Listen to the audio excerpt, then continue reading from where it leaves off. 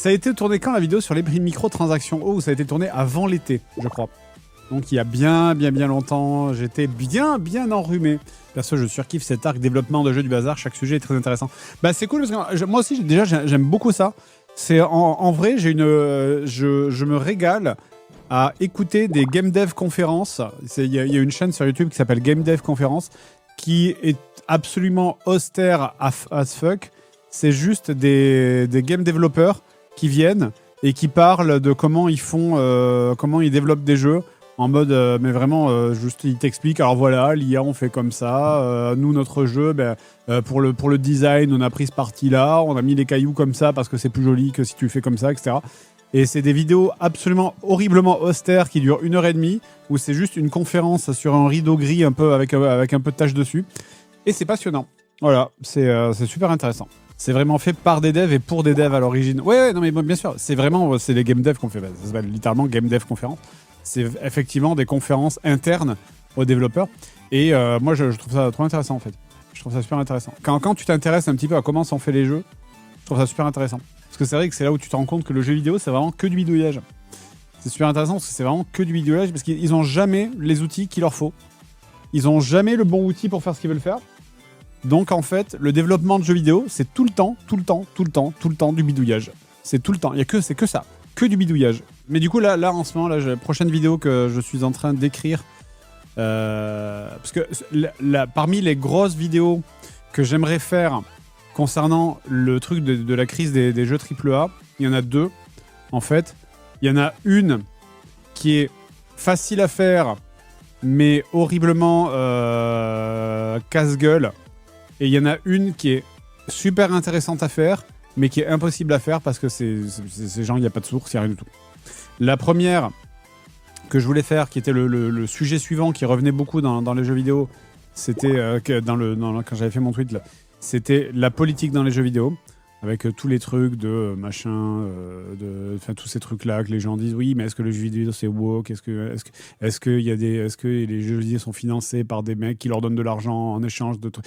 Donc c'est intéressant à faire, mais c'est horriblement casse-gueule comme sujet.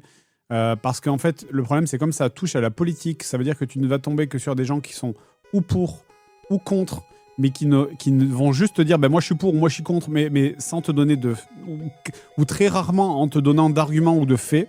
Et donc ça veut dire que tu tombes dans l'opinion, pure et simple, et l'opinion, ça n'a aucun intérêt. C'est dire moi j'aime ou moi j'aime pas, tout le monde peut le faire. Donc ça n'a pas beaucoup d'intérêt.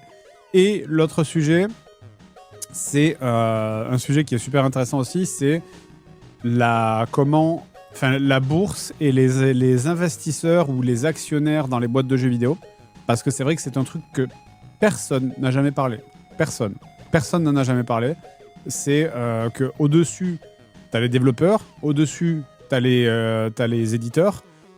Mais au-dessus des éditeurs, il y a encore un échelon. C'est les actionnaires.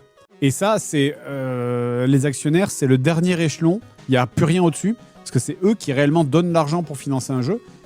Et donc, ils sont au-dessus de tout le monde. Mais c'est impossible, en fait. C'est vraiment c'est impossible de trouver des sources dessus. Parce que personne ne voudra jamais parler. Et c'est des gens, en général, qui s'en battent les couilles, qui donnent de l'argent, qui donnent du pognon pour faire plus de pognon. Donc, c'est très, très, très difficile de trouver des sources pour ce sujet. En vrai, c'est même impossible de trouver des sources. C'est impossible parce qu'en fait, tu entres dans une catégorie de gens qui ne représentent que quelques dizaines de milliers de personnes au monde à tout casser. Et encore moins que ça, même, je pense, quelques milliers de personnes au monde à tout casser.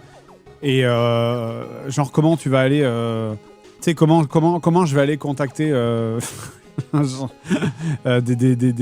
des fonds d'investissement en Arabie Saoudite? En fait, c'est impossible d'avoir des réponses là-dessus, parce qu'en plus, ça va être des étrangers dans la plupart des cas. Les actionnaires, ça peut te retourner la société dès que ça te plaît pas. Oui, mais c'est pour ça. C'est vraiment le dernier échelon, en fait. C'est vraiment le dernier échelon de décideurs, en fait. Est-ce qu'il y a beaucoup d'actionnaires qui s'intéressent plus au jeu que juste à regarder l'argent que ça rapporte? Pas forcément, mais disons que ça a une influence, puisque quand ton développeur il se fait pressuriser par ton éditeur pour mettre des microtransactions ou pour faire en sorte que son jeu il sorte vite alors qu'il n'est pas fini, donc il est pressé comme une orange par ton éditeur, mais ton éditeur, il est lui-même aussi pressé comme par une orange par son board d'actionnaires qui vont lui dire bah, dis donc, les gars, on va pas, vous allez nous faire 10% de bénéfices cette année. Parce que bon, si c'est pas pour faire 10% de bénéfices, moi je m'en fous, je vais pas investir dans ta société. Donc, bah, ça veut dire donc eux-mêmes sont pressés par des gens au-dessus, quoi, en fait. Et c'est intéressant. C'est intéressant. On est très très minoritaire en investissement classique, beaucoup de fonds privés, mais c'est un certain équilibre à avoir quand même. Oui, mais c'est ça. C'est qui finance les jeux, en fait. C'est parce que vous financez, en fait, l'acheteur rembourse le jeu. L'acheteur rembourse le jeu, qui rembourse l'éditeur, qui lui-même rembourse l'actionnaire. Mais qui finance le jeu quand il est dans sa phase de développement qui prend 7 ou 8 ans, ou pendant 7 ou 8 ans, les mecs ils vont devoir payer des employés qui développent, enfin tu vois, qui finance le jeu en fait. C'est là où c'est très le sujet est très très intéressant. Mais comme j'ai dit, c'est très difficile de trouver des sources. La finance, Fred, ce n'est pas un sujet intéressant pour une de tes vidéos à mon avis. Ça c'est bien ce que dirait un actionnaire, ça. C'est bien ce que dirait un mec du CAC 40, ça. Et t'es même pas abonné en plus. Les preuves s'accumulent. Pour essayer, tu es quoi, actionnaire? Mais il faut sortir de cette idée. Ça c'est vraiment c'est vraiment l'équivalent de. Ils ont pris de la drogue, les développeurs, que je n'ai jamais vu. Alors que, en vrai, j'ai pas dépensé tant que ça dans SC. Non, mais en vrai, là où c'est intéressant, typiquement, tu parles de SC. SC, c'est intéressant parce qu'il n'y a pas d'actionnaire. Justement, il n'y a pas d'actionnaire. SC, l'actionnaire, c'est moi, c'est les gens, c'est vous. Enfin, je crois qu'il y a eu un mec qui a investi 100 millions, je crois. Mais sinon, il n'y a pas d'actionnaire privé, en fait. SC, Star Citizen ne tourne que vraiment sur les fonds du public. Donc, le mécanisme est intéressant, en vrai. Le mécanisme, il est intéressant. Mais moi c'est très curieux. Je suis curieux de savoir... tu fais un jeu Ubisoft, ça prend 7 ans. Il faut bien qu'Ubisoft, ils sortent de l'argent de quelque part. Ils ont pas... Ubisoft, ils ont pas... tu payes des gens pendant 7 ans pour faire un jeu... Enfin, ils ont beau dire oui, j'avais vu ça qui disait ouais, Ubisoft, ils ont leurs fonds propres, machin, etc. J'y crois pas une seconde.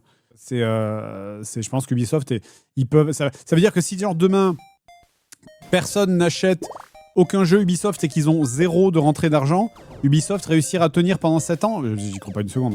Je pense qu'ils ont genre ils ont 6 mois de budget devant eux, mais c'est tout quoi. Donc, il y a forcément des boîtes, il y a forcément des fonds privés, et des fonds publics aussi d'ailleurs, qui donnent de l'argent. Ils font des prêts aux banques, bien sûr, mais il y a tout un tas de...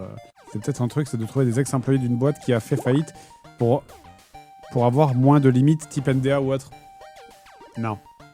Alors non, parce que typiquement le premier mec qui apparaît en interview dans la vidéo, qui est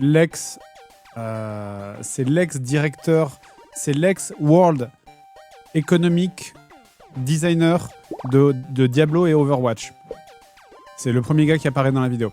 C'est donc un mec c'est le gars qui a contribué à créer le système économique des lootbox d'Overwatch et dans Diablo, et je crois que c'est Diablo. Bref. Donc c'est un gars vraiment haut placé, c'est un mec qui connaît, il a déjà bouffé avec Bobby Kotick, c'est un gars, enfin tu vois, c'est pas Jojo rigolo quoi. C'est donc un mec vraiment très très haut placé. Et le gars, j'ai essayé de le cuisiner, mais c'est impossible. C'est impossible. J'ai essayé de lui faire cracher des morceaux, mais chaque fois c'était ultra consensuel, alors que j'aurais bien aimé qu'il se lâche un petit peu parce qu'il connaissait plein de trucs, parce que j'ai parlé avec lui hors live et je vais pas répéter ce qu'on s'est dit hors live du coup, mais ça se fait pas, mais il connaît plein de trucs, il a fait plein de trucs, et c'est vrai que dès que la caméra s'était allumée, c'était vraiment genre oui, mais parce qu'en fait on est tous amis, l'essentiel c'est la passion du jeu vidéo, on n'a pas le même maillot mais on est dans la même équipe, tu vois. Dès que la caméra s'est allumée, c'était vraiment du discours de marketing, et c'est vrai que je trouvais ça un peu dommage en vrai, parce que j'aurais aimé qu'il a, parce que lui les bails sombres il les connaît quoi, donc j'aurais aimé qu'il aille plus loin quoi. Mais bon voilà, je comprends, en même temps je peux comprendre, et voilà, là où je voulais en venir, c'est que je peux comprendre, parce que bah, tu peux pas cracher dans la soupe, quoi. Sauf si t'es sur ton lit de mort et qu'il te reste 6 mois à vivre. Mais dans ce milieu-là, le milieu du jeu vidéo, t'es tout petit, tu peux pas cracher dans la soupe. Si t'imagines, il va s'amuser à balancer tout le monde, mais après, plus jamais C'est plus jamais il se fait financer, plus jamais personne lui pète de l'argent, plus jamais.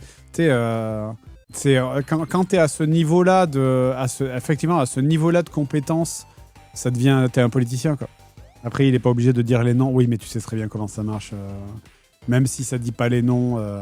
Tu sais, moi, j'ai jamais dit le nom de la personne, quand on est allé j'arrive pas à parler. Quand on est allé faire la vidéo chez Maxis. Qu'on était tombé sur le fou du bus qu'ils avaient voulu nous dire ah non vous êtes obligé de dire du mal de notre jeu du bien de notre jeu parce que si vous dites pas du bien de notre jeu on vous emmerde et qu'on les a on va vous casser la gueule. Qu'on avait dit non et qu'on avait eu le fou du bus qui nous avait dit ouais je vais faire fermer votre chaîne, je vais appeler votre sponsor et je vais dire à votre sponsor de vous virer, votre chaîne YouTube elle va fermer machin etc. J'ai jamais dit son nom à ce gars-là et il y a plein de gens qui ont retrouvé de qui je parlais. C'est pas difficile en fait. Donc c'est en vrai le monde du jeu vidéo c'est petit. Donc s'il commence à dire oui j'ai vu ça, j'ai vu ci, j'ai vu machin, les gens ils vont chercher de qui il parle et ils vont trouver rapidement. Anonymat pas possible. Bah oui. Du coup la dev dans la vidéo. La personne là ou le d'ailleurs je sais même pas si c'est un homme ou une femme parce que je sais qu'on a truqué sa voix avec des algorithmes pour pas la reconnaître mais donc la personne qui est dev et qui parle de dev des skins dans la vidéo c'est elle a parlé de manière anonyme mais elle c'est un petit rouage, c'est un tout petit rouage donc mais c'est super intéressant. C'est dommage que ça prend autant de temps à faire parce que c'est vraiment un boulot colossal, mais c'est vraiment un temps de zinzin.